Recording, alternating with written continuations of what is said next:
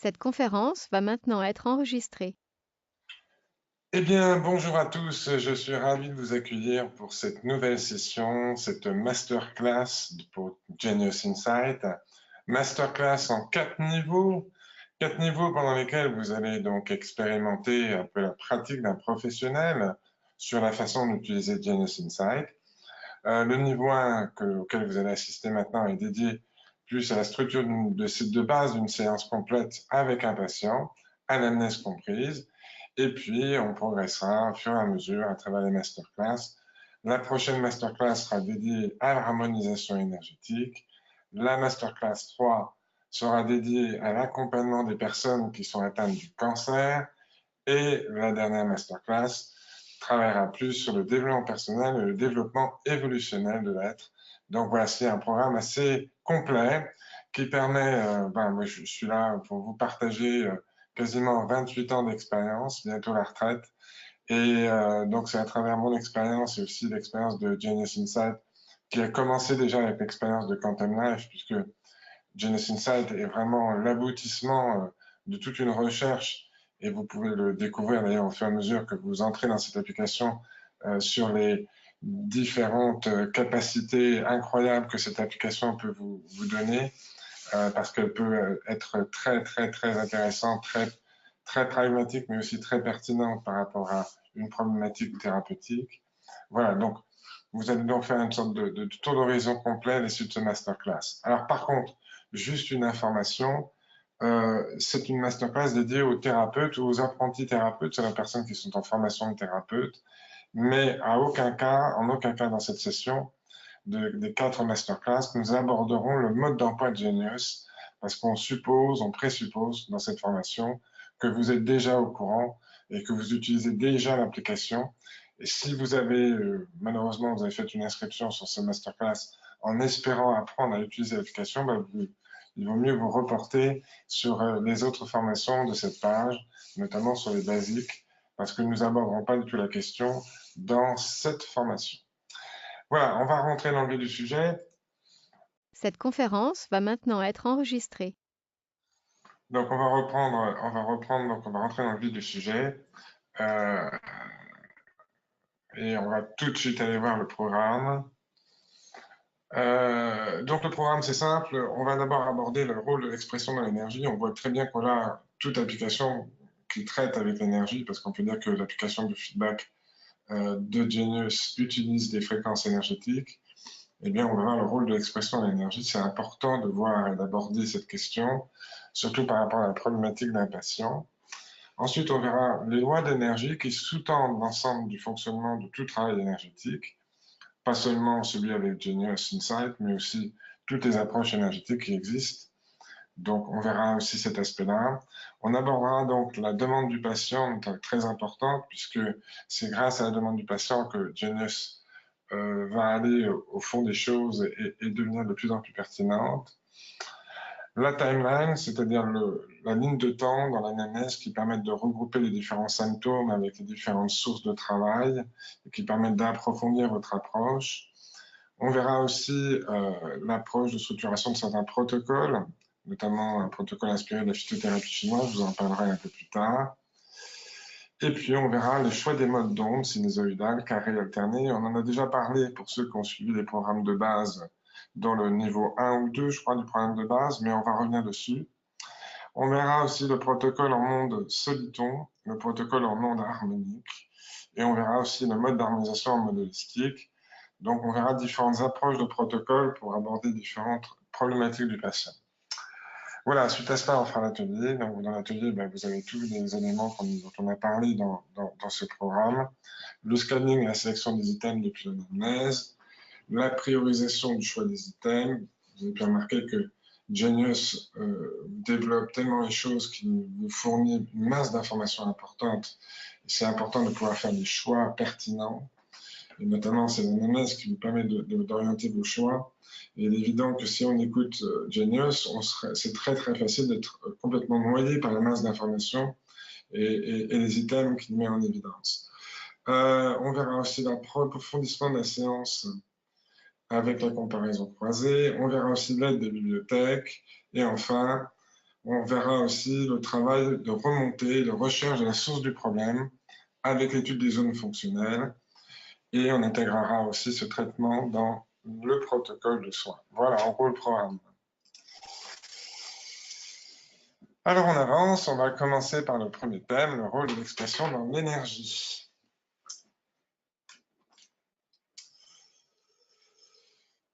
De la parole comme une molécule, la réaction psychosomatique. Alors, on sait que tout est enregistré par le corps, notamment depuis la nouvelle science qui s'appelle l'épigénétique. Ça date maintenant depuis plus de 5 ans aux États-Unis. On sait que l'ADN n'est pas une molécule fixe, mais un potentiel qui enregistre les différentes données environnementales, c'est-à-dire les pensées, les émotions, l'ensemble de ce que vous vivez est enregistré par l'ADN. On appelle ça l'épigénétique, et notamment tout ce qui se passe dans notre contexte de vie eh bien, est enregistré dans une certaine cellule, dans une certaine protéine, et dans les corps d'énergie qui correspondent, dans les méridiens d'acupuncture aussi. Donc on sait qu'en énergétique, le rôle de l'expression est fondamental, et on pourrait dire, plus tu exprimes, moins tu imprimes, c'est-à-dire moins tu tombes malade, et que le rôle de l'expression est fondamental dans la problématique de la maladie.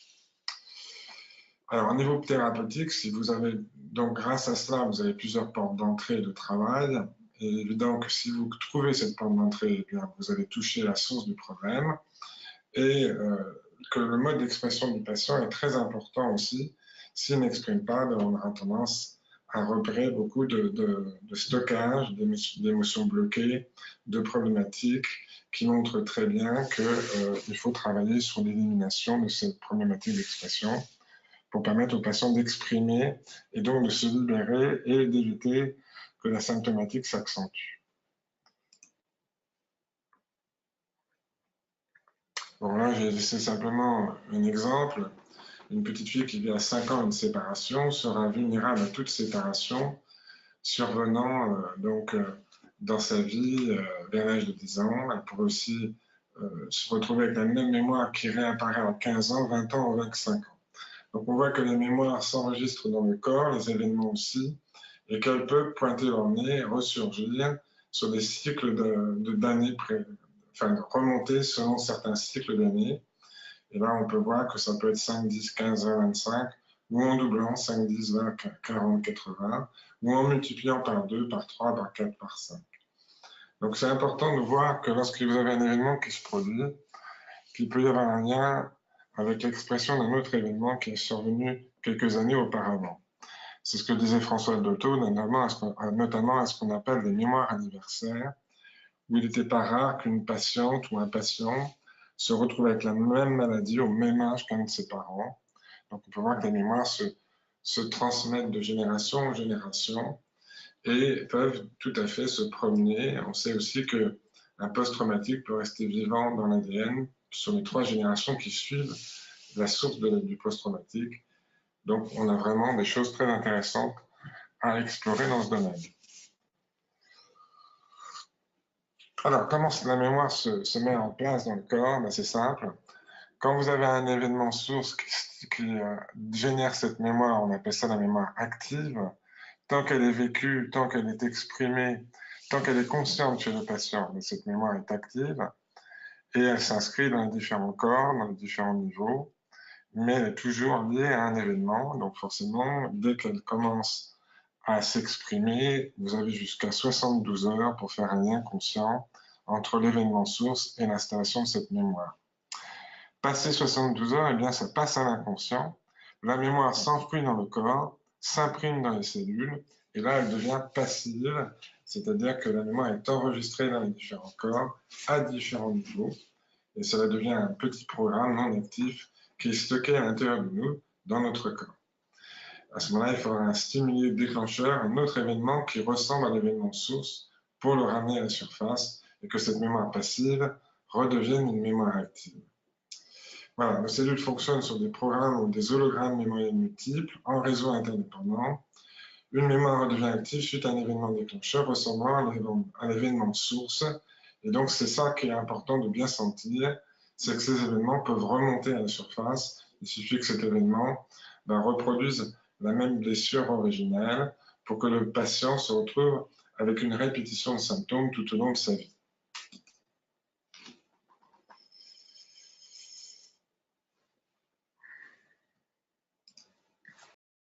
Cette conférence va maintenant être enregistrée.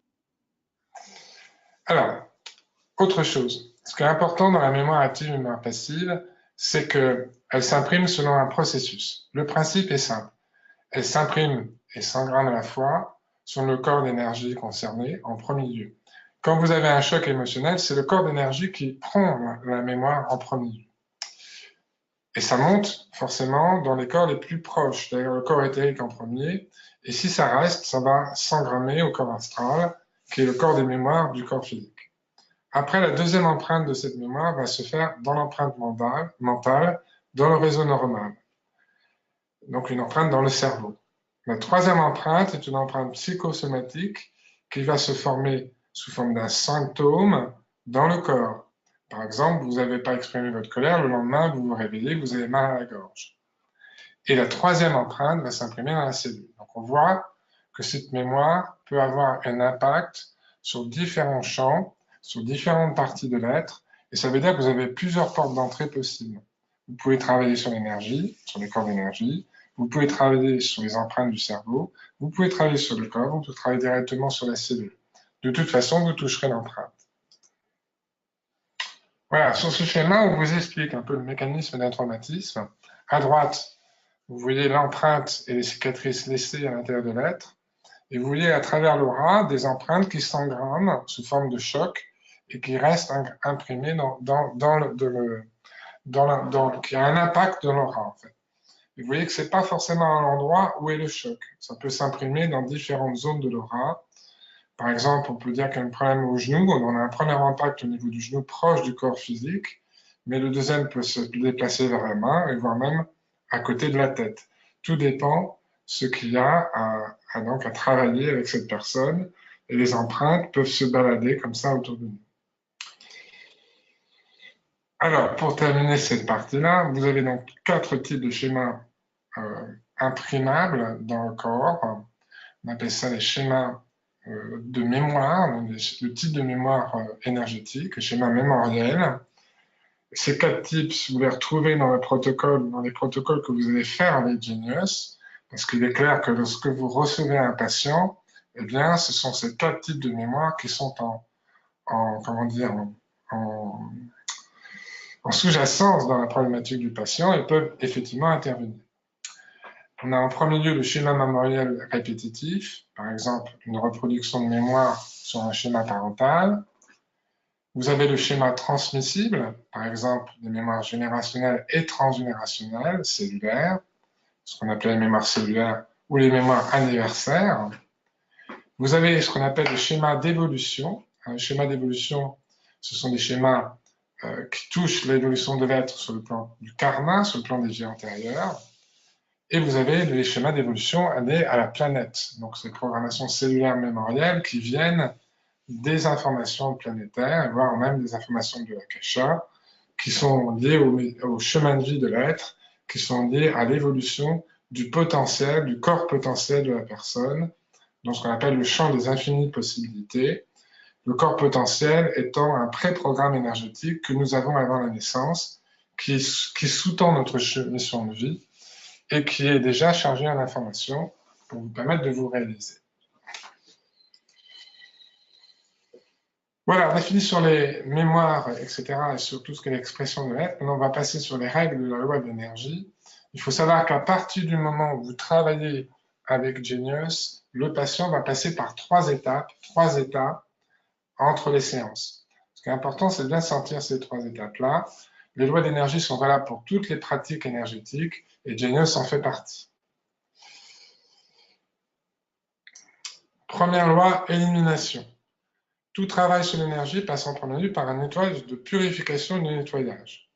C'est vrai que les premiers patients, les premiers arrivés, qu'on appelle les premières séances, par séance sont souvent chargés de plein de choses.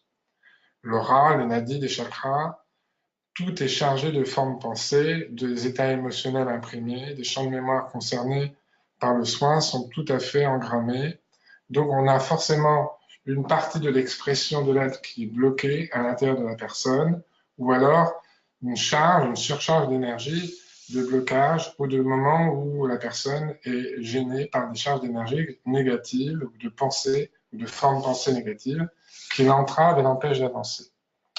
Donc il est clair que lorsque vous allez faire un travail avec Genius, notamment si vous travaillez sur la partie champ biologique, notamment le champ énergétique, il est évident qu'à un moment donné, vous allez débloquer ces champs-là, vous allez libérer et nettoyer l'énergie, et quand on nettoie et qu'on débloque des mémoires qui sont bloquées, ben forcément, ça passe par une réaction d'élimination, et donc forcément le patient va libérer, et on va forcément, dans ces cas-là, avoir des réactions d'élimination après la séance, sachant qu'une séance de soins énergétiques, une séance avec Genius dure 3 semaines, donc pendant ces 3 semaines, on peut passer facilement par les 3 étapes de cette loi.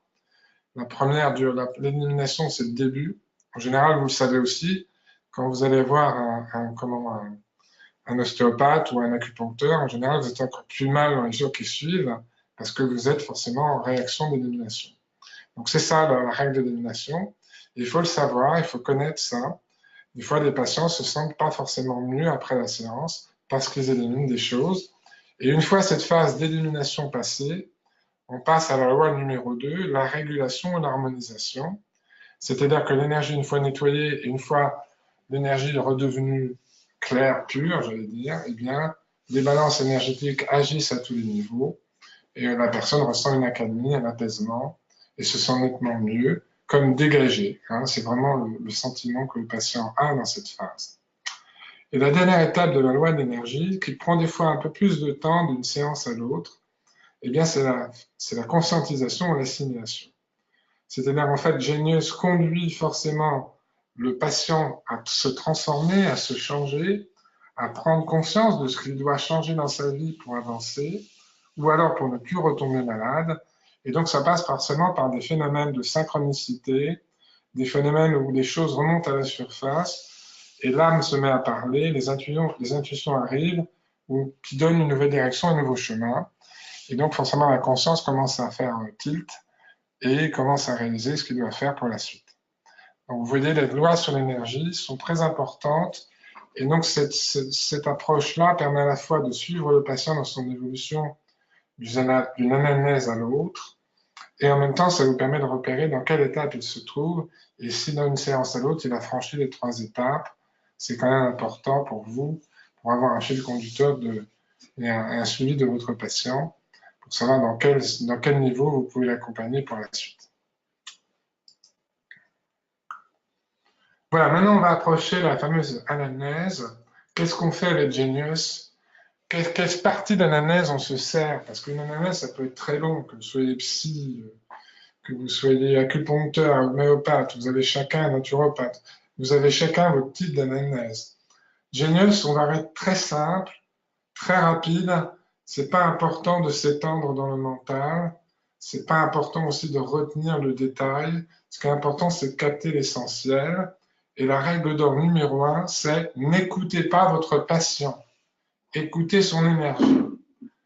Et oui, écoutez son énergie. C'est-à-dire qu'en fait, vous sortez vos antennes, vous écoutez le ressenti que vous fait le discours du patient, et à travers son discours, il y a des mots qui vont sonner plus, résonner plus en vous, et d'autres pas du tout. Et ce sont ces mots-là qu'il va falloir garder. C'est la réaction du patient, son regard, son attitude. Essayez de lire son énergie en même temps qu'il est en face de vous. Et c'est à travers cette approche-là où vous écoutez l'énergie et vous relevez les mots-clés du patient qui résonnent juste par rapport à sa demande, que vous allez faire une timeline une anamnèse beaucoup plus précise. Alors, pourquoi est-ce qu'on procède de cette manière-là? 1. Parce que Genius amène une masse imposante d'items à sélectionner. Si on laisse Genius faire, sans en avoir de trame et d'anamnèse, vous êtes submergé d'infos. C'est-à-dire que vous ne savez pas par quelle boule commencer, et le piège, c'est que vous avez beaucoup de paramètres, vous avez beaucoup de zones rouges, beaucoup de zones jaunes. Des fois, sur une même thématique, vous avez une dizaine d'items qui s'allument. Il est évident que vous ne pouvez pas tout faire. Il est évident que vous ne pouvez pas tout rééquilibrer. Donc, c'est important d'être vigilant par rapport à ça et de ne pas se laisser submerger par les informations de Genius. Ensuite, Genius offre une diversité sur les champs à travailler. Il y a 3 thèmes, physique, mental, champ biologique, et il peut y avoir aussi des thèmes que vous ajoutez, c'est-à-dire il peut y avoir des bibliothèques qui vont rajouter des éléments en plus. Donc ça veut dire que l'angle de recherche et l'angle d'exploration de Genius est très diversifié aussi, et forcément amène encore plus de masse d'informations. Et le 3e point, c'est les fameuses inconnues provenant du patient. Son histoire personnelle, la symptomatique, qui est quand même l'expression de l'être et l'expression de la maladie, et la source du problème qui est en sous-jacence, qui est cachée quelque part, et qu'il faut arriver à quand même repérer. Alors pour ça, il vous faut 3 aides. Les aides, c'est simple. C'est faire une anamnèse pour explorer rapidement l'histoire du patient, repérer les zones cibles à traiter en utilisant la fameuse ligne de temps et formaliser la demande du patient parce que la règle d'or avec Genius, c'est valable que pour tout soin d'énergie. S'il n'y a pas de demande, il n'y a pas de soin.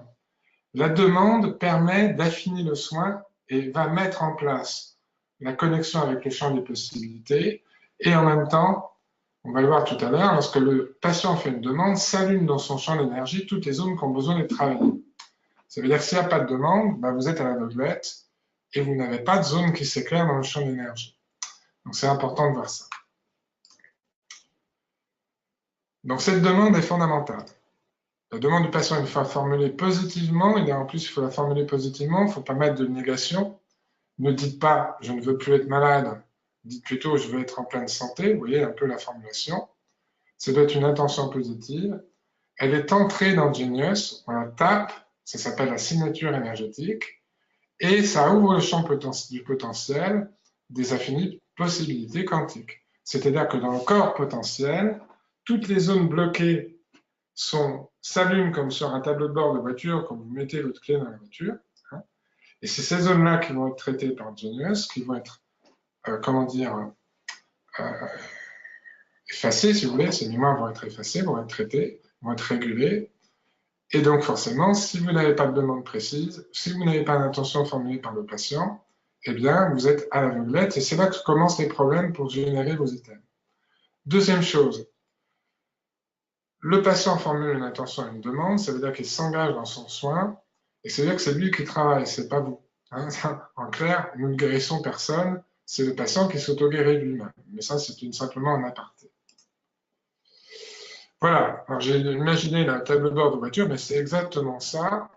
Lorsque le patient fait une demande, vous avez des voyants lumineux qui s'éclairent sur le champ d'énergie du patient, et voilà, la cible, elle apparaît. C'est là qu'on voit clairement que déjà, il y a une cible restreinte, et dans les items que vont sélectionner Genius, vous allez avoir un choix d'items qui sera beaucoup plus pertinent, qui va apparaître sur les écrans, en premier lieu, sur les zones rouges, et puis sur les zones jaunes après, mais surtout sur les zones rouges.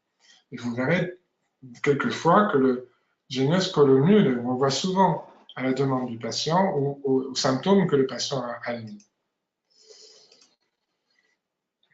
Voilà, sur cette photo, vous voyez une aura polluée, c'est l'aura de droite, et une aura équilibrée, l'aura de gauche. Vous voyez bien la différence entre les deux. Donc quand je parle de voyants lumineux qui s'allument dans les champs, ça peut être aussi dans le champ aurique, c'est la même approche.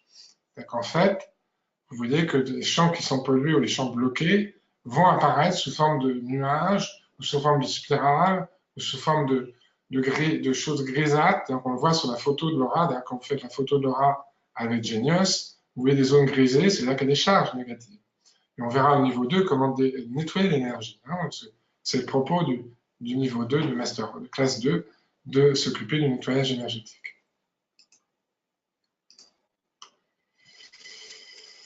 Alors, les règles sur la demande du patient, je rappelle, la règle pas de demande formulée par le patient, pas de soin, il faut un engagement. Demande formulée avec une intention positive, c'est une synthèse. La demande ouvre le champ énergétique, allume les zones à traiter, donc ça facilite le travail de Genius. Et la demande connecte le patient à son corps potentiel, qui le relie au champ des infinies possibilités quantiques, au-delà du point zéro. Ça veut dire qu'il a accès à son potentiel et aux informations positives de son chemin de vie. Donc, ça lui permet d'évoluer plus facilement vers la sortie de son problème. Alors, comment on fait une timeline? Moi, je vous donne ma méthode. Maintenant, c'est vous qui voyez, hein, c'est à vous de voir. La timeline, elle aide d'abord, dans un premier temps, de faire le distinguo entre des pistes de travail, les symptômes et la source éventuelle du problème. Je vais vous montrer une timeline, en voici une. Sur cette timeline, vous voyez donc un trait avec une flèche. La base de la gauche du trait, c'est la naissance du patient. La flèche, c'est l'arrivée du patient en séance. Et vous voyez que dessus, on met tous les événements et tous les symptômes qu'éprouve le patient. Et ça nous permet non seulement de structurer, d'avoir une vision complète du cheminement du patient à travers sa vie. On a aussi accès au traumatisme qu'il a vécu. Et on va classer donc ces différentes informations sous forme de symptômes, sous forme de pistes de travail ou sous forme de sources éventuelles. C'est comme ça qu'on va travailler. Alors moi j'utilise, on va revenir en arrière rapidement, j'utilise la notion de l'arbre. Oups, il ne veut pas revenir en arrière. Bon, si je ne veux pas revenir en arrière, ça ne va pas le faire. Oups, excusez-moi, je vais sortir de là. Voilà.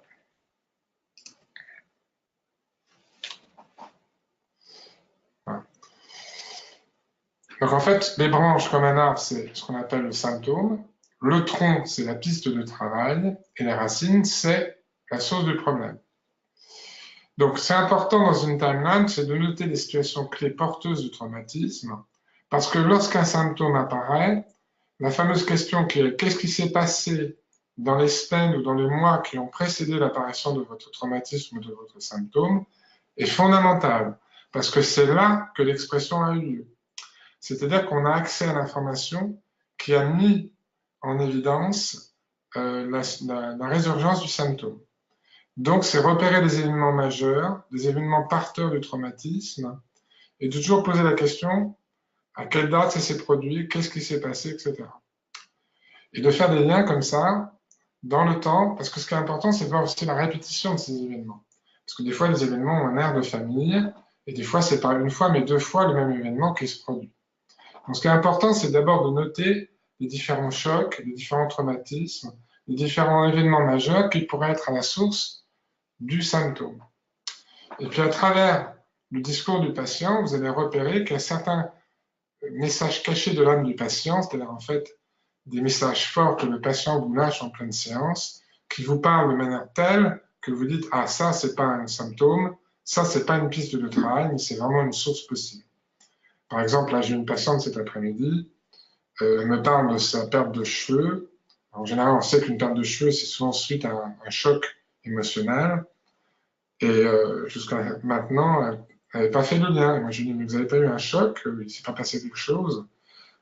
Qu'est-ce qui s'est passé juste avant votre perte de cheveux?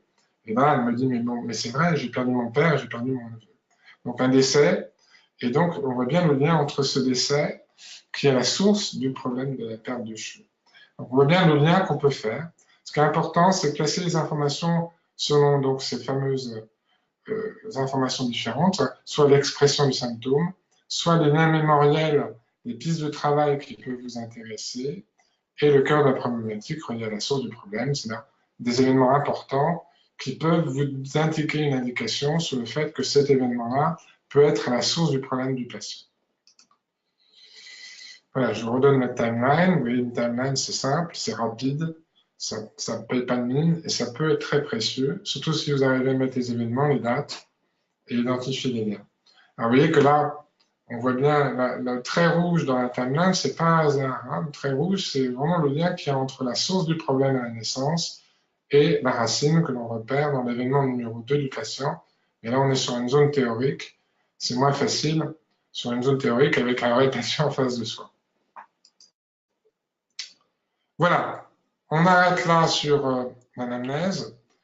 Donc, à la suite de l'anamnèse, vous allez faire une liste d'informations, vous allez retenir les événements majeurs, vous allez retenir l'apparition des symptômes, vous allez retenir aussi les pistes de travail que vous sentez et surtout ce que vous captez du patient qui vous laisse envisager l'idée que les sources éventuelles se trouvent loin. Maintenant, on va voir les différents choix de protocole et la façon dont vous allez organiser votre protocole. D'abord, je fais un rappel, on l'a déjà vu dans les cours des basiques, mais j'essaie quand même de préciser votre choix de mode d'onde. Je rappelle que dans Genius, quand vous allez dans, comment dire, quand vous allez dire sur le tableau les commandes de Genius, excusez-moi, je vais revenir dessus. Je vais l'afficher, ça va être plus simple.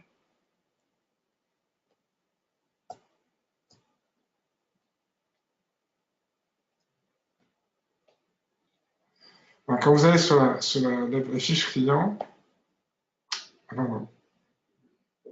sur forme type d'onde, pardon, sur forme type d'onde, voilà, c'est en bas. Vous allez sur l'aperçu du système, vous savez, quand vous allez sur la fiche client, vous avez votre nom, vous avez tout le côté aperçu du système, module supplémentaire, rapport, remède harmonique, bibliothèque, accessoires. En bas de la page, vous avez forme et type d'onde. Et bien, dans forme et type d'onde, vous demande de régler l'intensité de l'onde, et vous avez deux formes d'onde. Le mode onde soliton et le mode onde harmonique. Et ensuite, vous avez le choix entre sinusoïdal, carré, dents de scie et alterné. Donc, je vais essayer de vous présenter à quoi correspondent ces différents types d'ondes. Alors, sur ce schéma, déjà, vous avez les formes d'ondes. Alors, attention, parce que ce schéma, il est beaucoup plus, détaillé que ce que fait Genius. Genius ne fait que sinusoïdal, carré, dents de scie et alterné. Quand il dit alterné, c'est qu'il fait un coup de sinusoïdal, un coup de carré, un coup de dents de scie dans la même fréquence quand il joue une fréquence. Donc, on va rester uniquement sur la première ligne de ce schéma. L'onde sinusoïdale, on l'utilise, on l'a choisi uniquement pour faire un soin de base, c'est-à-dire une harmonisation de base, parce que l'onde sinusoïdale, c'est une vision douce de l'énergie, donc on l'utilise pour faire de la guérison et de l'harmonisation classique. C'est-à-dire quand on n'a pas affaire à un pathogène, quand on n'a pas affaire à un virus, quand on n'a pas affaire à une maladie grave, dégénérative ou une maladie installée. Là, on l'utilise uniquement sinusoïdal pour faire de la réharmonisation, réharmoniser des items qui sont déséquilibrés. L'onde carrée maintenant. L'onde carrée, c'est utilisé pour détruire les agents pathogènes avec des hausses quasi instantanées et en pleine puissance. Donc, on l'utilise en fait en mode killing. Alors, le mode healing, le mode killing, c'est un terme qu'utilisait le docteur Wyatt Rife avec la machine Rife. Mais quand on parle de sinusoïdal, on est en mode healing, guérison. Et quand on parle de onde carrée, on est en mode killing, c'est-à-dire qu'on a utilisé ce mode pour tuer les pathogènes. Alors avec ça, vous pouvez tuer des parasites, vous pouvez tuer des microbes, vous pouvez tuer tout ce qui est source négative qui génère de la maladie, les virus, etc. Les infections, donc les streptocoques, les staphylocoques, tout ça, vous pouvez l'utiliser en onde carrée. Donc, on recommande d'utiliser l'onde carrée lorsque le patient est malade et qu'il a des pathogènes en lui qu'il faut donc éliminer. Alors, vous allez me dire, peut-être que la guérison élimine tout, il n'y a pas de souci, vous pouvez faire du healing partout, mais c'est vrai que l'onde carrée est beaucoup plus efficace dans ces cas-là. On utilise aussi l'onde carrée de préférence pour des cancers ou pour des maladies dégénératives, Lyme, fibromyalgie, etc. Ça veut dire que vous pouvez utiliser l'onde carrée aussi pour des pathologies lourdes dégénératives. Mais si vraiment la maladie en question est très, très agressive, eh bien, vous allez carrément utiliser la dent de scie. La dent de scie, c'est une montée douce en puissance, mais elle est souvent utilisée pour détruire les germes pathogènes, mais en même temps, le fait qu'elle monte très rapidement et qu'elle descend très rapidement en douceur permet de terminer le travail de la onde carrée. C'est-à-dire qu'on peut utiliser aussi un passage en onde carrée et refaire des séances en dent de scie. Moi, j'utilise un mode alterné dans ces cas-là, comme ça je suis sûr que les trois sont utilisés et je ne repasse pas 36 fois sur la même séance. Si on aime le système alterné, c'est justement pour vous permettre de faire un travail où on fait un composé d'ondes avec les trois modules, sinusoïdal, carré et dent de scie en même temps, ce qui fait que ça va décupler l'efficacité Et vous le devinez tout de suite, on utilise cette approche pour des malades pour des personnes qui sont vraiment malades et qui ont besoin d'avoir un nettoyage complet de l'énergie en même temps et une attaque précise sur les pathogènes. Voilà, je ne sais pas si je suis clair, mais bon, je pense que c'est déjà l'essentiel. Voilà, maintenant on va aborder, si vous voulez bien, les différents protocoles possibles avec Genius. Comment on travaille avec Genius, quels sont les modes différents, parce que c'est vrai que tout dépend de ce que vous voulez faire avec le patient pour l'accompagner. Donc on va voir les 4 modes, le mode harmonisation ciblée, le mode harmonisation généralisée, le mode harmonisation en mode holistique, et le dernier inspiré de la phytothérapie chinoise. C'est une prime et c'est un cadeau. Ça, c'est de moi, c'est pas de Ryan. Les 3 premiers sont plus de Ryan. Alors d'abord, on va essayer. Vous avez repéré que dans votre registre forme type d'onde, vous avez 2 types d'ondes, l'onde soliton et l'onde harmonique. Je vais vous rappeler à quoi ça correspond, parce que c'est très important que vous fassiez bien le distinguo entre les deux. L'onde soliton, voilà l'onde soliton. Comme vous pouvez le voir, ça ressemble à une fermeture éclair. Pour moi, c'est plutôt un train dont les wagons sont accrochés les uns aux autres. C'est-à-dire que lorsque vous utilisez l'onde soliton, l'application Genius joue un item après l'autre. C'est-à-dire comme un train accroché l'autre. Il va jouer la première item que vous avez posé. Le temps que vous avez donné est important, parce que ça veut dire que pour cet item-là, il faut mettre un temps suffisant pour que le seul item que vous avez mis avec ce ton en soliton puisse être rééquilibré, et ainsi de suite. Après qu'il a fini le premier item, il va passer au deuxième item, il va le jouer, il va le réharmoniser, et ainsi de suite, il va passer au troisième item. Donc, on est d'accord, l'onde soliton, c'est la fréquence qui est jouée par le Genius, c'est une onde après l'autre, et donc forcément, ça implique le fait que vous avez forcément très peu d'items dans votre fenêtre d'équilibrage. Vous ne pouvez pas mettre 10 items, minimum 5 à 8 items. Ça veut dire que vous devez refaire plusieurs fois. Si vous avez plus d'items, vous devez faire par 5, par 8, et recommencer. Si vous en avez 16, vous devez faire 2 séquences de 8. Si vous en avez 10, vous devez faire 2 séquences de 5. Ça veut dire qu'on est vraiment sur le ciblage précis d'une harmonisation. Si vous faites l'onde harmonique, voilà l'onde harmonique, vous allez remarquer que toutes les ondes sont imprimées, sont accrochées les unes aux autres et sont mélangées. En fait, quand vous faites une onde harmonique, vous formez un hologramme complet de toutes les fréquences, de tous les items que vous avez faits. Et depuis le début du timing jusqu'à la fin du timing, toutes les ondes sont jouées systématiquement en même temps. Ça veut dire que vous pouvez jouer plusieurs fréquences en même temps et ça vous autorise de mettre un paquet de fréquences dans votre fenêtre. Vous pouvez mettre 20, vous pouvez mettre 25, vous pouvez en mettre plus même. Bon, en général, 25, c'est déjà pas mal. Mais il y a des gens qui en mettent 30 parce qu'ils ont balayé des différents items. Donc là, ils vont faire une onde harmonique. Alors, vous allez me dire, le plus efficace, effectivement, quand c'est vraiment déséquilibré, déprécié, il y a des vides énergétiques, il vaut mieux utiliser l'onde soliton. Par contre, si vous voulez faire une réharmonisation complète de la personne, l'onde harmonique est suffisante. Voilà. Maintenant, on va regarder les différents protocoles que vous pouvez utiliser à partir de là. Alors, pour les différents protocoles, c'est ça. Si vous choisissez une onde soliton, je viens d'expliquer, on va rentrer dans le détail. Vous souhaitez faire un rééquilibrage ciblé en profondeur des items choisis. Ça veut dire que ça nécessite un nombre réduit d'items, maximum 8. Et même, il y en a certains, je crois que Manuel Sperling, je crois qu'il en met 3 ou 4 ou 5. Hein. Donc, moins il y en a, mieux ça. Nécessite un temps minimum de 2 à 3 minutes par item, ce qui veut dire que vous devez multiplier, si vous avez 8 items, 3 feuilles de 24, vous devez mettre 24 minutes. Si vous avez 2 minutes par item, 2 feuilles de 16, vous devez mettre 16 minutes. Vous voyez ? C'est-à-dire en clair qu'il faut avoir vraiment le temps pour pouvoir faire ce travail.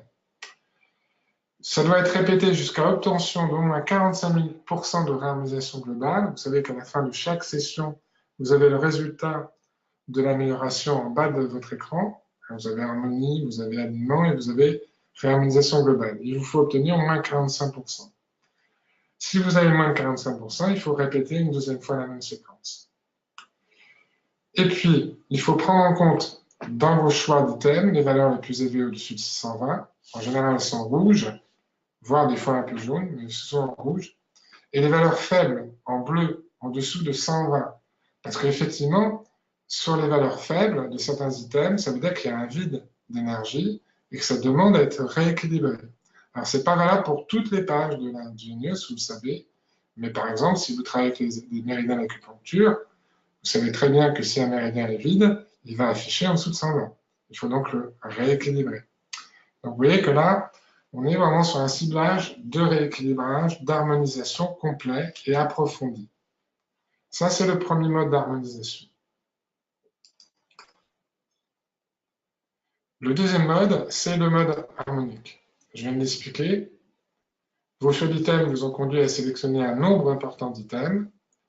Vous disposez de très peu de temps de séance pour équilibrer en mode soliton.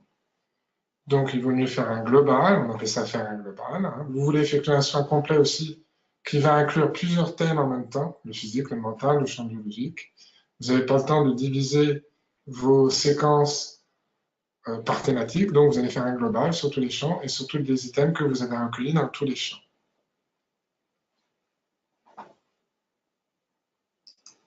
Et enfin, la dernière partie, c'est le mode holistique. Alors celui-là est une pratique que je fais souvent, que j'ai repris de Quantum Life et qui marchait très bien et que je trouvais très intéressant aussi pour certains travaux. Vous voulez faire une séance complète avec un traitement complémentaire de deux thématiques. Par exemple, la demande du patient touche le domaine physique et en même temps le champ biologique. Donc vous allez répartir des items sur le physique dans la fenêtre de correction rapide en haut et vous allez placer des items sur le champ biologique dans la fenêtre du bas. Et vous allez utiliser la fonction DMP qui se trouve dans les fonctions complémentaires de votre application, hein, ce que vous avez dans le menu. Hein, là, vous avez les fonctions complémentaires du menu. Vous nommez ça les modules supplémentaires. La fonction DMT, Dynamic Mirroring Phase, eh bien, ça vous permet de jouer les deux fenêtres en même temps. Dans un premier temps, l'application va jouer les items que vous avez mis dans la fenêtre du haut. Et une fois que ce sera terminé, elle va enchaîner sur les items de la fenêtre du bas, ce qui permet de faire le travail en une seule séance. Ou alors, vous voulez faire une répartition différente d'une thématique. Par exemple, vous avez sélectionné des items de différents thèmes, vous avez prélevé des items dans les différents thèmes, que vous avez remis dans la fonction correction rapide, et en même temps, vous avez repéré des items spécifiques liés à la problématique du patient, ou au malaise, ou aux douleurs, ou aux difficultés, auquel cas vous avez fait une sélection particulière de ces items, que vous allez sélectionner spécifiquement, c'est-à-dire en fait que vous allez faire des choix qui sont vraiment liés à la problématique du patient, ciblés dessus, que vous allez basculer dans la fenêtre sélection générale en bas. Pourquoi? Tout simplement parce que vous avez l'étude des zones fonctionnelles qu'on va faire tout à l'heure, qui permet d'aller chercher les sources et de rajouter les éléments de la source pour traiter en profondeur la problématique du patient. Même chose, vous pouvez utiliser la fonction DLP pour jouer les deux éléments.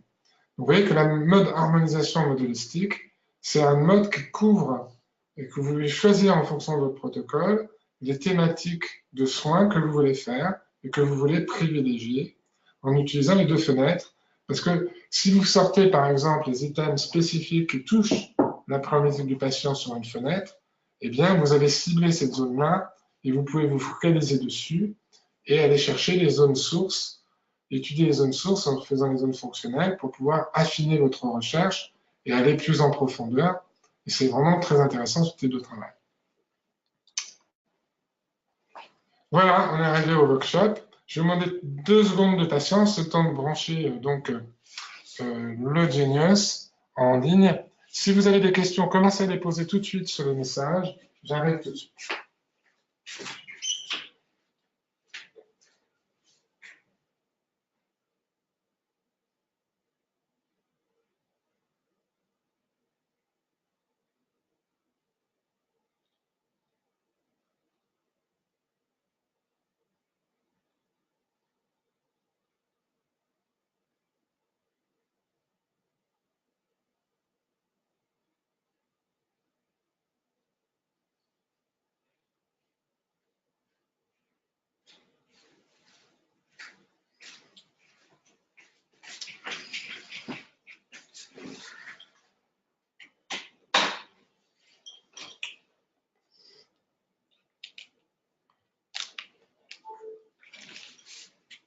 Pas de questions apparemment, parce que je vois pas de questions apparaître sur l'écran.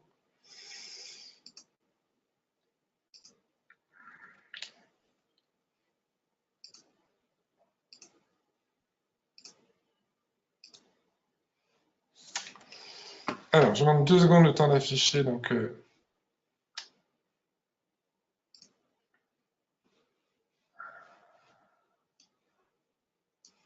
d'afficher mon iPad en ligne. Pom, pom, pom, pom.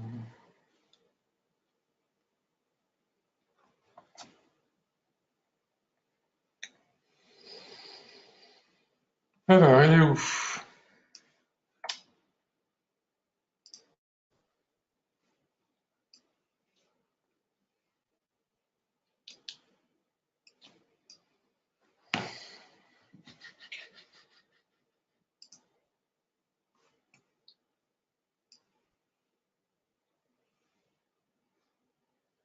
Bon.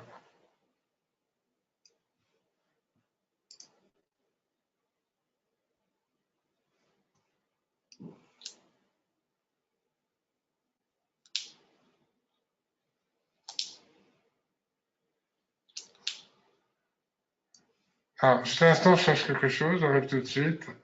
Je suis désolé, mais pour lancer l'iPad, j'ai besoin de quelque chose. Il est passé où?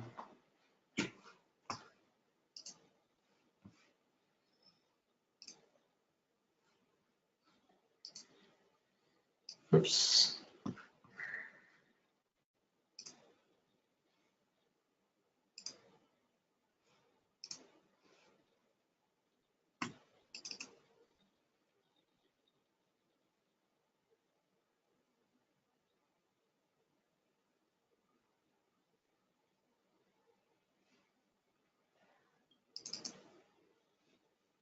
Voilà, ça arrive.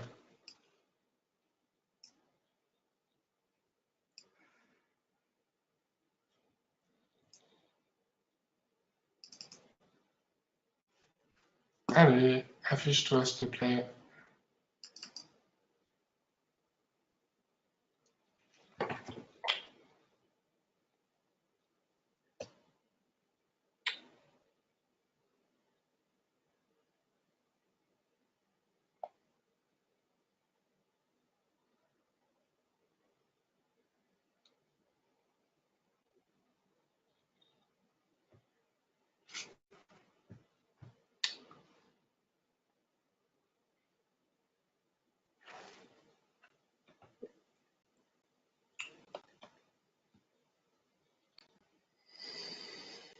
Ah, ça y est, on y est. Ouf, mais non, ça a été long.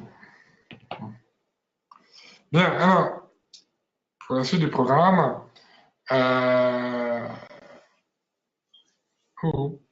ça serait bien. Voilà, merci. Je peux m'afficher maintenant? Voilà. Donc voilà, vous avez accès donc, à la page d'écran de Genius. On est déjà dedans. On va scanner. Faire un scan pour voir un petit peu les items qui vont sortir. Voilà. Donc, plusieurs approches. On va regarder un petit peu cet item. J'aimerais bien que le truc bouge, parce que là, j'ai l'impression que ça ne bouge pas. Alors, ça commence bien les problèmes techniques, j'aime pas trop. Pourquoi il n'a pas bougé, là? Bon, je recommence.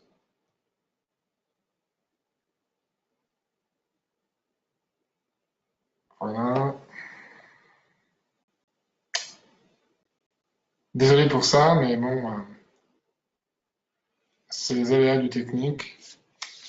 Voilà, donc là, on a fait déjà un premier scan. Si je vois un petit peu comment ça bouge, apparemment, j'ai un problème avec ce truc. Ah non, c'est pas vrai. L'iPad est bloqué. C'est-à-dire que moi, j'ai mon écran qui bouge, que je peux le faire bouger, mais vous, sur l'écran, vous voyez un iPad figé. Donc ça, c'est pas bon du tout. Ah, ça commence. Ah ben, c'était temps, hein. Oh là, mais du temps.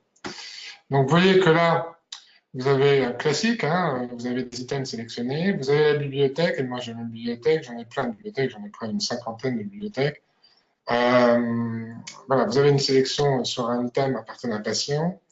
Donc quand j'entends des modes différents, vous voyez par exemple là sur la fenêtre du haut, correction rapide, vous pouvez placer les choix principaux de tous les items à partir de votre anamnèse. Par exemple, là j'ai un patient qui présente des problèmes d'arthrose, de douleur au genou, d'articulation dans ce cas-là. Si je vais sur énergie rachidienne, déjà pour commencer, ou si je vais sur, je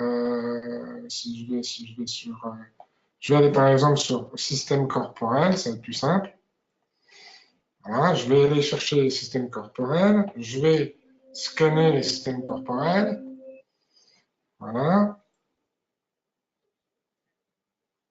Si tu veux bien, ça serait bien. Bon, on va changer un truc, ne vous inquiétez pas. On va faire comme ça sera plus pratique. Voilà, hop, hop, hop. Et retour sur la page. Paf. Voilà. Donc, par exemple, là, j'ai un problème au niveau des articulations, j'ai un problème du squelette, ou j'ai un problème musculaire, peut-être éventuellement. Bon, là, squelette os, si je regarde le bas de la page, j'ai 153, donc c'est assez faible. Ça veut dire qu'on est déjà dans une faiblesse d'énergie. Si j'appuie une fois sur squelette os, je peux faire une comparaison croisée. Ça, vous savez le faire. J'appuie une fois sur squelette os, vous avez la page analyse croisée qui va apparaître. Voilà. Donc la page analyse croisée, c'est vraiment la page sur laquelle vous allez chercher des items complémentaires pour justement cibler l'approche du patient. C'est quand on a une anamnèse et que le patient vous dit j'ai des douleurs articulaires, vous pouvez très bien travailler sur la source, c'est évident. On va travailler sur la source, c'est ce qu'on va faire tout à l'heure.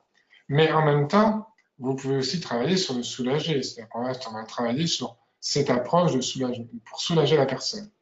Donc c'est ça qu'on appelle la méthode phytothérapie chinoise. Je vais revenir rapidement sur mon écran de base.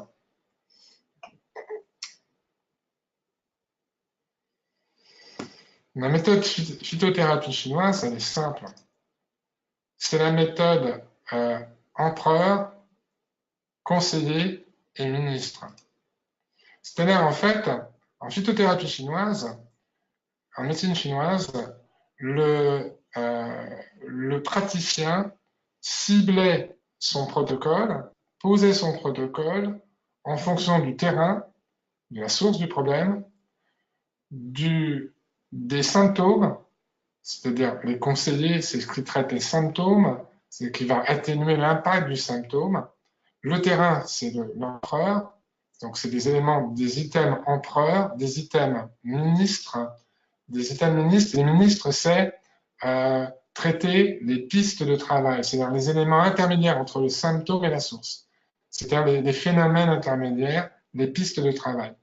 Donc, quand on travaille sur ces trois niveaux-là, vous avez couvert l'ensemble de la problématique du patient. C'est-à-dire, en clair, vous avez, si vous utilisez cette méthode, si vous choisissez des items empereurs, ces items empereurs vont traiter la problématique source. Si vous choisissez des items ministres, ils vont traiter les pistes de travail que vous avez repérées dans l'analyse. Et si vous travaillez sur les pistes conseillées, vous allez mettre des items pour calmer la douleur, pour calmer les symptômes trop forts, pour canaliser les symptômes. Attention, on canalise un symptôme en énergétique, on ne l'étouffe pas. Si vous étouffez un symptôme, vous coupez l'expression de l'être. Par exemple, si vous mettez de la cortisone sur de l'eczéma, eh bien l'eczéma va peut-être s'arrêter, mais ça va ressortir sous forme d'asthme. C'est-à-dire qu'il va y avoir un déplacement de symptômes. Il n'y a pas de guérison. Simplement, l'énergie qui a été barrée par la cortisone va sortir par les poumons. Donc on voit bien que si on bloque complètement un symptôme, eh bien on empêche l'être de s'exprimer.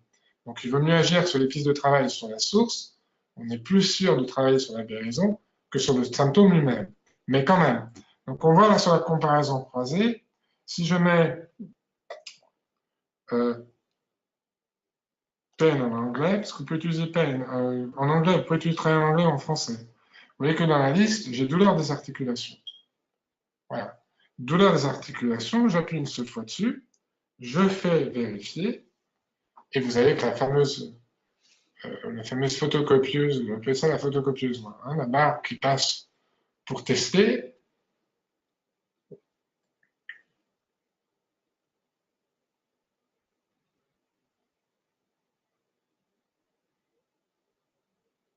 Voilà. Là, j'ai 85%. C'est normal parce que c'est son problème. Alors, bien sûr, je peux traiter directement en faisant passer cet item dans la fenêtre correction rapide. C'est ce que je viens de faire d'ailleurs. Je viens de la mettre dans la correction rapide. Mais quand même, ça m'intéresse. Pourquoi il a des douleurs articulaires? Quelle est la source de tout ça? Pareil, si je mets arthrose, arthrite, là, il y a plusieurs choix. Il y a arthrite générale, arthrite rhumatoïde. On va faire arthrite rhumatoïde. Hop.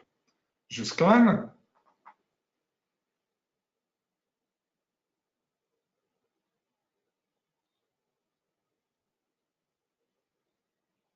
Donc, le scan a lieu. Je cible pour voir un petit peu l'impact de l'arthrite rhumatoïde. C'est évident qu'il va y en avoir un, puisqu'il est malade de ça. Hein. Mais bon, c'est pour vous donner simplement un exemple de travail.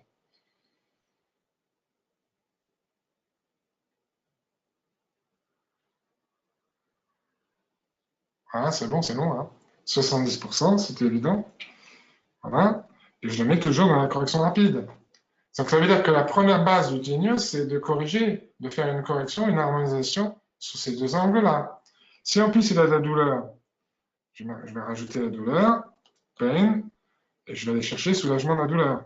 En bas, sédation, soulagement de la douleur. Voilà, paf. Je vais faire un soulagement de la douleur. OK. Donc là, en fait, j'ai couvert l'ensemble de la symptomatique de mon patient. Mais en même temps, je n'ai pas accès à la source. Je ne sais pas d'où ça vient, cette problématique. OK? Donc, n'en restez pas là. Allez plus loin. Allez chercher plus loin. Et pour aller chercher plus loin, vous allez faire une étude des zones fonctionnelles. Je vais vous montrer comment procéder. J'attends que ça soit terminé. Donc, on va utiliser le mode holistique qui cible la phase. C'est le mode holistique. Vous voyez, tous les items sont encore présents sur la page. Il y a arthrite rhumatoïde, soulagement de la douleur et douleur articulaire. Bon, il est évident que je vais aller chercher l'arthrite rhumatoïde qui est la piste de travail. Piste de travail, arthrite rhumatoïde. Et au lieu de la mettre en haut, je vais la mettre dans la fenêtre du bas. Je vais mettre aussi douleur des articulations. Et vous avez compris, tous les symptômes que vous avez repérés, vous pouvez, si vous avez une maladie précise, vous la mettez en bas. Et là, bon, là on va partir sur deux items, vous pouvez en mettre plus, c'est évident. Je vais appuyer sur la flèche qui démarre le soin. Et à droite de la bande blanche de sélection générale, vous avez un rond avec une flèche à l'intérieur.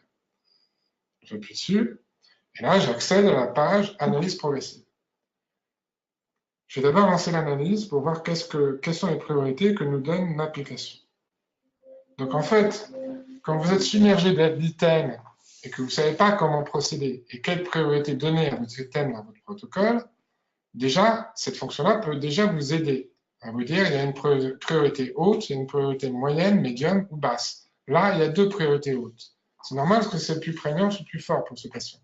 Mais si j'avais rajouté d'autres items dans cette page, j'aurais pu avoir des items qui apparaissent en médium et d'autres en basse.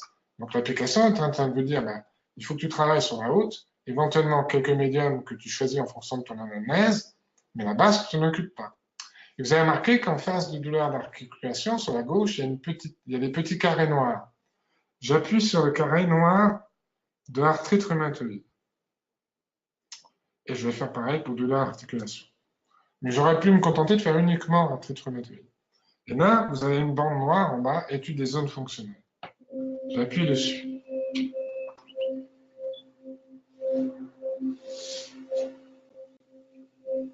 Donc l'application est en train de chercher la source du problème. Une fois qu'elle a trouvé la source du problème, elle va l'afficher sur l'écran.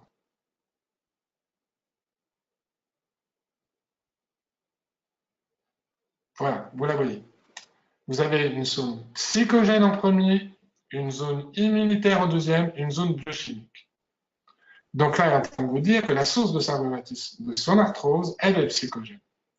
Mais pour moi, ce n'est pas suffisant. Il faut en savoir plus. Quelle est la source psychogène réelle de cette arthrose? J'appuie sur le bouton zone psychogène. j'appuie une fois sur la zone psychogène. Et là, l'analyse va se faire pour aller chercher la source de la problématique psychogène. Et là, vous avez une nouvelle page qui s'affiche. On va laisser le temps à ce que ça s'affiche sur votre écran. Hein, ça tourne encore. Voilà, vous voyez l'affichage se faire.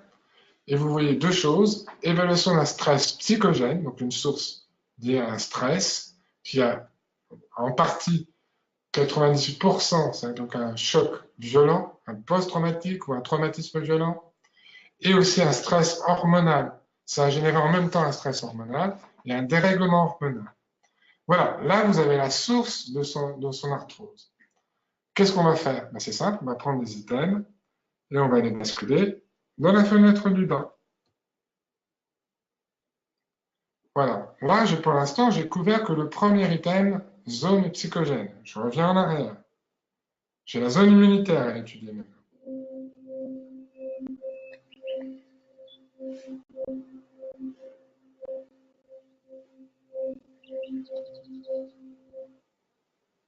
Même chose, j'ai une nouvelle page d'écran qui s'affiche.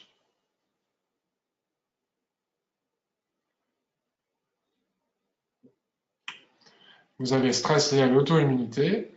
Donc on est d'accord que l'immunité est quand même le système de protection de l'être et du corps. Et on sait que lorsque l'immunité est touchée par un stress, eh bien, on peut avoir une baisse de l'immunité et que certaines maladies, comme le cancer, réagissent fortement au stress. Donc on voit très bien qu'un choc peut provoquer une faiblesse de l'immunité. Donc pareil, je vais importer tous ces items dans la fenêtre du bas. Alors, il y a aussi le stress lié à l'allergie alimentaire, un autre facteur. Je le mets aussi, je le prends en compte, je reviens en arrière. Dernier point que j'ai à étudier, la zone biochimique.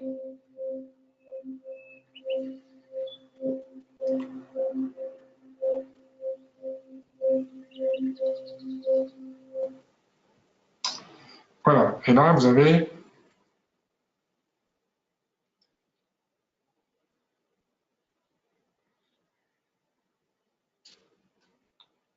des dérèglements donc, cellulaires au niveau de la chimie des cellules et aussi au niveau des acides aminés. Donc on a vraiment un dysfonctionnement qui a été touché forcément les cellules. Et ce qui provoque ces fameux problèmes arthritiques et qui provoque sûrement ces douleurs. Donc on voit que ça va très profondément au cœur de la cellule. C'est pas un petit truc qui a généré cette arthrose. Alors, vous voyez, on voit bien la différence. L'arthrose, c'est le symptôme, enfin c'est la piste de travail. La douleur arthrosique, c'est le symptôme. Et là, on est vraiment en contact direct avec la source de la problématique. Voilà, maintenant, si on regarde la fenêtre du bas, vous voyez qu'on a tout rajouté, tous les éléments, et se retrouvent aussi les items de base qui ont servi à trouver ces éléments. Donc, on a maintenant 8 items. On refait le petit bouton rond avec la petite flèche à droite, et on retrouve l'écran d'analyse progressive du départ. On va vous demander d'analyser une nouvelle fois ces items pour voir les priorités. Parce qu'ils ont forcément changé, étant donné qu'on a rajouté des éléments. Et là, vous voyez que là, on est en train de vous montrer les priorités que vous devez faire pour le soin. Donc, un conseil, n'oubliez pas avant de faire ce protocole-là, de vous occuper de cette partie-là du Genius, de bien programmer les ondes solitons avant. Parce que si vous revenez en arrière pour sortir et aller mettre votre onde soliton, vous allez perdre toutes les données de cette page. Donc, une fois que c'est fait, c'est fait. Donc ça veut dire que vous avez mis onde soliton ou onde harmonique. De toute façon, quand vous allez jouer les items, ben, de préférence, ça devrait être en onde soliton, mais si vous n'avez pas réglé en onde soliton, ben, vous le ferez en harmonique. Mais c'est pas grave, hein. Mais important de faire en soliton parce que là, on fait un vrai équilibrage. Donc pour équilibrer, c'est simple. Vous cochez les cases qui se trouvent à côté des valeurs hautes, moyennes. Vous sélectionnez vos items. Donc là, je vais sélectionner, je vais suivre le conseil de l'application. 3 et 2, 5. J'ai 5 items. Si je compte 2 minutes par item, je vais régler la bande du temps en haut. 2 minutes. Ça fait 2 x 5, 10. 10 minutes. Boum. Voilà. Je règle en haut 10 minutes et je joue. Et là, j'ai les fréquences qui démarrent. Je suis en train de traiter spécifiquement en mode holistique, en protocole holistique. Je cible spécifiquement la problématique du patient. Et je vais traiter non seulement le symptôme, mais aussi la piste de l'expression de la maladie et aussi la source éventuelle. Voilà ce que peut faire, jusqu'où peut aller Genius. Et vous pouvez très bien travailler de cette manière-là, aussi bien pour des problèmes physiques, là c'est un problème physique, que pour un problème émotionnel, que pour un problème énergétique. C'est tout à fait valable pour tous les champs. Voilà. Donc j'espère que ça a été clair, cette approche. Est-ce que déjà, par rapport à ce qu'on vient de faire, il y a des questions? Je vais vite fait revenir en arrière pour vous montrer la fonction DMP, parce qu'elle est très peu connue, la fonction DMP est très peu utilisée.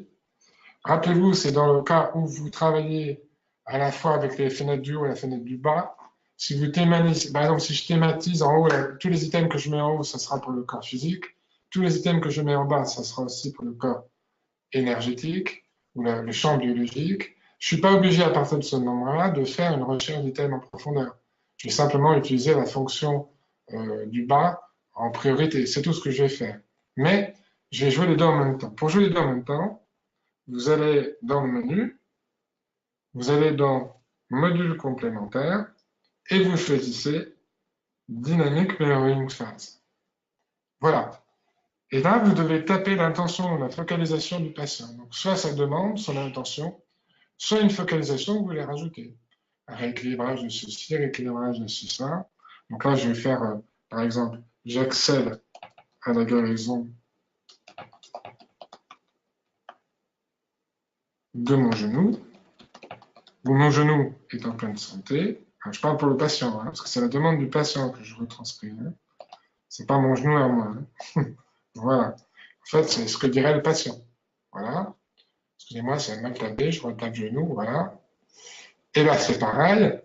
Donc, pour utiliser, il faut mettre l'intention ou la cible, ou l'attente du patient, la demande du patient, ou une intention ciblée par rapport à ce que vous voulez faire. Là, vous allez régler le timing. Alors, il faut tenir compte du nombre d'items que vous avez mis dans la fenêtre du haut et du nombre d'items que vous avez mis dans la fenêtre du bas. Donc, il faut calculer le timing que vous allez mettre. Si vous êtes là, vous ne pouvez que le faire en harmonique en haut et en bas. Si vous faites en soliton, il faut mettre très peu d'items en haut et très peu d'items en bas. Voilà, c'est ce que ça veut dire. Donc, vous calculez le nombre d'items, le timing que vous voulez faire jouer la séquence du haut. Par exemple, si vous avez mis 10 items, vous allez compter 2 x 10, 20 minutes. Voilà. Et en bas, si vous avez mis 5 items, vous allez compter 2 x 5, 10. Donc, ça fait 20 minutes en haut plus 10 minutes, ça va faire 30 minutes. Voilà. Boum. Et vous réglez sur 30 minutes. Tac. Ça veut dire que l'application, quand vous avez lancé l'analyse, l'application va jouer automatiquement les fréquences de la première fenêtre et quand elle sera arrivée au dernier item, elle basculera sur la deuxième fenêtre pour jouer les items qui se trouvent dans la deuxième fenêtre.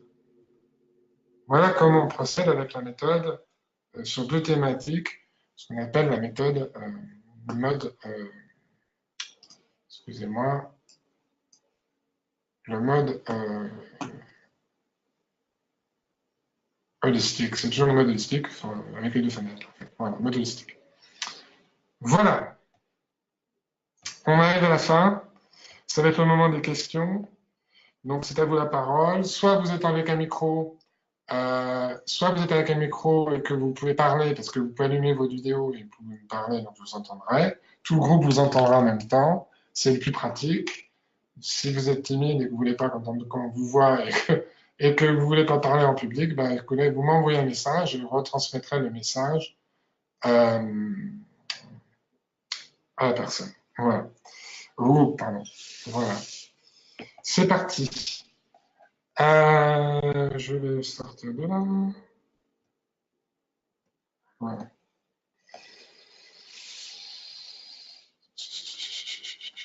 Alors, il y a une Marie-Laure qui demande, peut-on traiter une femme enceinte? Alors, deux contre-indications pour le biofeedback, vous l'avez deviné, c'est tous les problèmes cardiaques.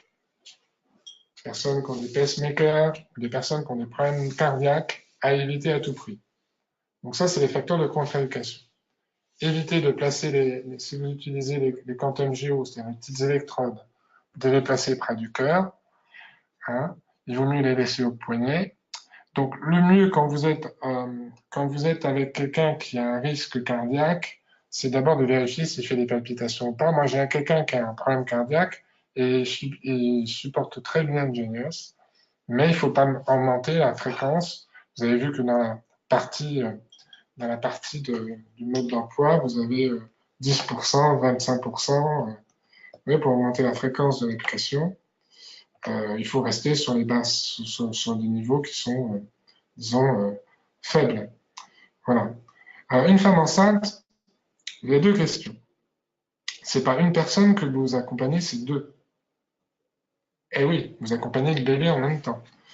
Même si c'est au stade du fœtus, pour moi, énergétiquement parlant, j'ai pas un patient, j'en ai deux.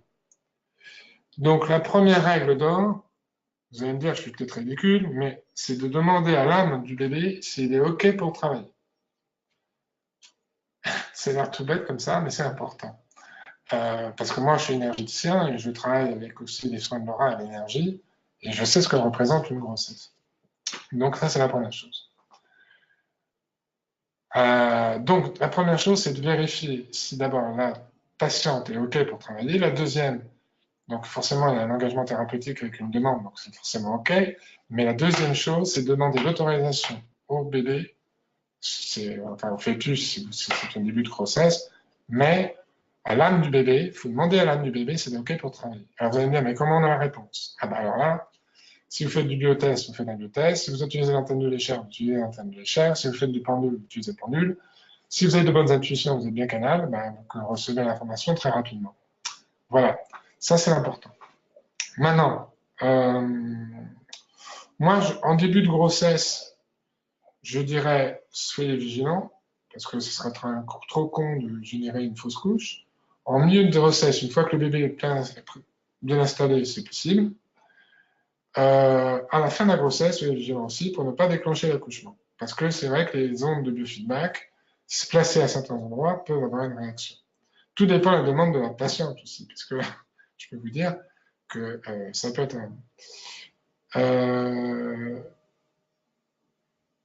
alors, j'ai quelqu'un. Je ne sais pas si je réponds. D'abord, première chose, envoyez-moi un message pour me dire si j'ai répondu à la demande par rapport au bébé. Là, ma reader confirme, c'est ce que je pensais par rapport au bébé.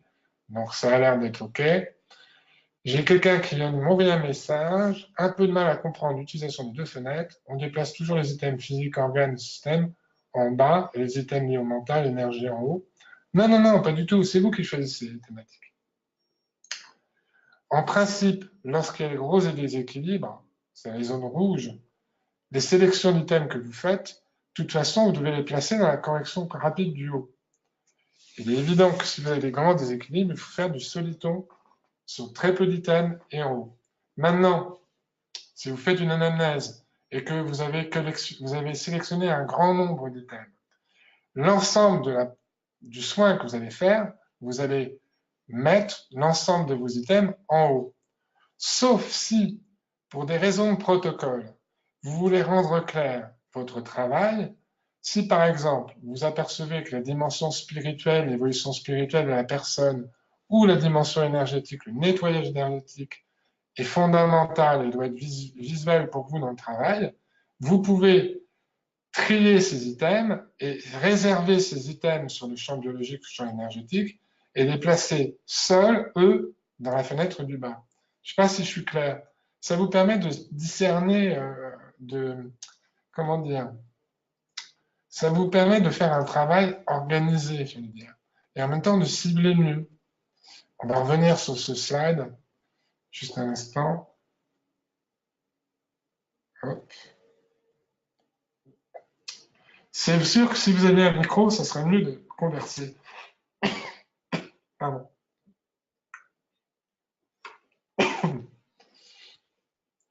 Voilà. C'est ce slide-là, ça. C'est ce slide-là.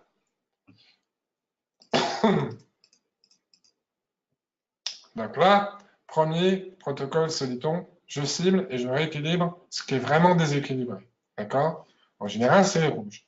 Très peu d'items, et si jamais on n'a pas la place de mettre tous les items qu'on a sélectionnés, on repasse une deuxième fois. Deuxième protocole. Là, c'est le protocole en onde harmonique. J'ai pêché trop d'items, j'en ai beaucoup. J'en ai entre 20 et 25, par exemple, de différents thèmes. Ça peut venir du physique, ça peut venir du mental, ça peut venir de champs énergétiques. Mais je vais faire un soin global. Auquel cas, je vais travailler en onde harmonique, parce que l'onde harmonique, comme on l'a expliqué, c'est un hologramme de l'ensemble des items qui se joue depuis le début jusqu'à la fin. Voilà, ça c'est l'approche. Et effectivement, là, on n'utilise uniquement que la fenêtre correction rapide. Maintenant, je veux affiner mon travail et je veux discerner un travail. Par exemple, je vais thématiser mon travail. Par exemple, tous les items qui concernent le corps physique, je les mets en haut.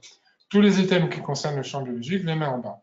Ce qui fait que j'arrive à sélectionner les résultats d'efficacité pour les deux. Parce que ce qu'il faut savoir, c'est qu'à la fin de votre séance, vous avez un rapport d'efficacité en pourcentage. Si vous mélangez le champ biologique avec le physique et le mental, le rapport d'efficacité sera moins efficace. C'est-à-dire que vous allez tourner aux alentours de 35 à 40%.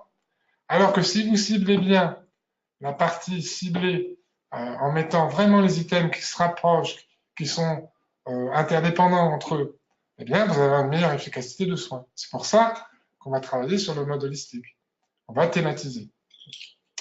Dans un premier temps, vous allez sélectionner les items de manière plus générale, donc disons les items généraux qui couvrent l'ensemble de la problématique du patient, et puis tout ce qui cible le patient, tout ce qui vous permet pertinent de travailler en priorité et que vous êtes vigilant sur l'efficacité, vous allez le placer sur l'autre fenêtre, ce qui vous permet d'être vigilant et en même temps d'affiner votre travail. Vous voyez ce que je veux dire? Et c'est pareil pour les zones d'étude des zones fonctionnelles qu'on vient de faire. Ça permet aussi d'aller plus loin et de chercher les sources. Est-ce que ça va, Monsieur Cartier ou Madame Cartier? Parce que j'ai que le nom de famille, mais j'ai pas de nom de prénom. Oui, François, c'est Florence Cartier, oui. Oui, bah oui, c'est plus clair. C'est vrai que la fonction DMP, je l'utilise pas jusqu'à présent parce que j'avais pas forcément bien compris l'utilisation, mais là, en faisant une deuxième passe celle que tu viens de faire, c'est plus clair pour moi. C'est plus clair. Bon, bah c'est bien. D'autres questions? Merci. D'autres questions? Profitez-en.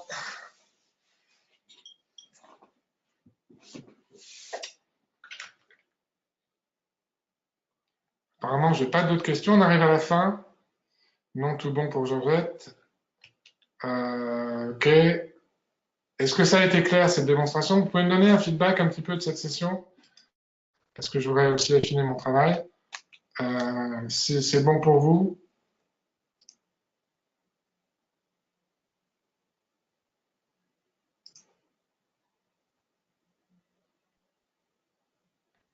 Ok, il y a un truc que je n'ai pas traité, je viens de m'apercevoir, c'est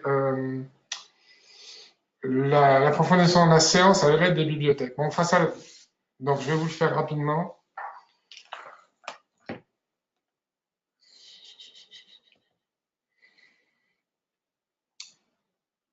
Je l'envoie tout de suite.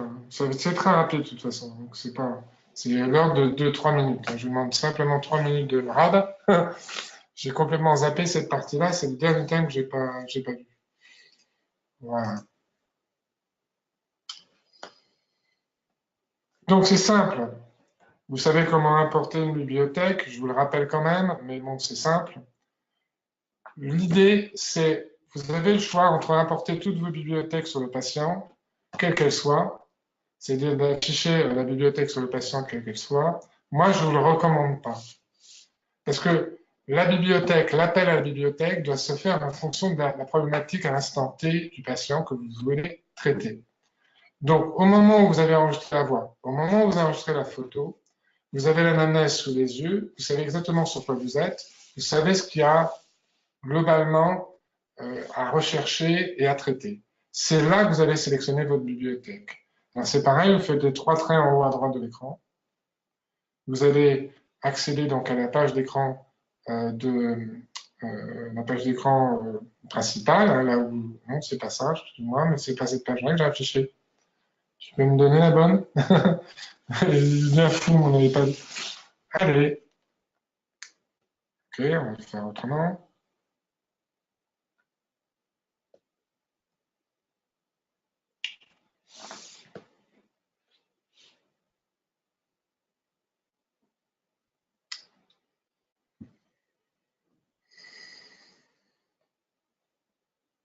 Voilà. Vous appuyez sur bibliothèque. Voilà, non, c'est pas ce que je voulais, excuse-moi. Allez, sors de là. Ça, c'est les rapports, hein. C'est les rapports que vous pouvez avoir accès, etc. Donc, c'est pas ça non plus que je voulais. Je veux les bibliothèques, s'il te plaît. Voilà. Donc, les bibliothèques, ben, c'est tout votre choix de bibliothèque. C'est-à-dire que là, vous avez, j'ai une liste exhaustive de bibliothèques, je ne sais même plus quoi en faire tellement j'en ai. Mais bon, vous avez un travail sur les peurs, sur les croyances à faire, par exemple, sur la première liste. OK. Donc, il faut savoir que les croyances et les peurs, c'est le principal obstacle à la guérison. C'est vraiment le summum du blocage de la guérison. Donc, vous allez appuyer sur Ajouter au client en bas de l'écran et vous allez voir s'afficher au centre de l'écran la liste de vos bibliothèques.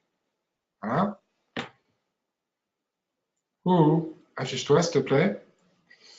C'est souvent quand on veut finir vite qu'on a un problème. Voilà, merci. D'accord, il est bien fou ce truc. Fou. Voilà, hop, recopie.